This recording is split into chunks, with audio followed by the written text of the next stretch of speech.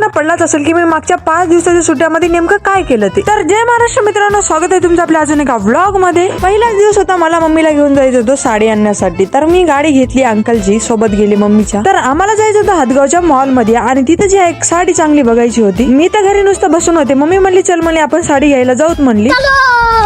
सणावाराला कधी मम्मीला साडी घ्यायला चल म्हणलं तर मम्मी कधी येणार नाही, पण अचानक एकदम कसं काय निघली मला बी प्रश्न पडला होता. मग मम्मीला म्हणलं चल म्हणलं चांगल्या मस्त मॉल मध्ये 1 नंबरच्या साड्या भेटतात म्हणलं, तिथंच घेऊत म्हणलं आपण. आता बायकांचं कसं असते तुम्हाला माहिती आहे की एक वस्तू घ्यायची म्हणलं ते 10 दुकानं फिरतात ते. पण माझी मम्मी तशी नव्हती. अवघ्या 2 मिनिटांमध्ये तिने साडी चूज केली आणि नंतर आम्ही बिलिंग करायला गेलो आणि मी मम्मीला सहज प्रश्न विचारला, मम्मी म्हणलं बाकीच्या जे बायकाच्या एवढा वेळ लावतात म्हणलं साडी घेण्यासाठी आणि तू 2 मिनिटांमध्ये कसं काय साडी घेतली म्हणून. मम्मीचं उत्तर ऐकून मी तिथं मॉल मध्ये हसत बसले होते आणि मम्मीने उत्तर काय दिलं माहितीये का, हे जी साडी आहे ती माझ्यासाठी घेतली नाही म्हणे, पाहुणी नेणार आहे म्हणे, एक तिच्यासाठी साडी घेतली म्हणे.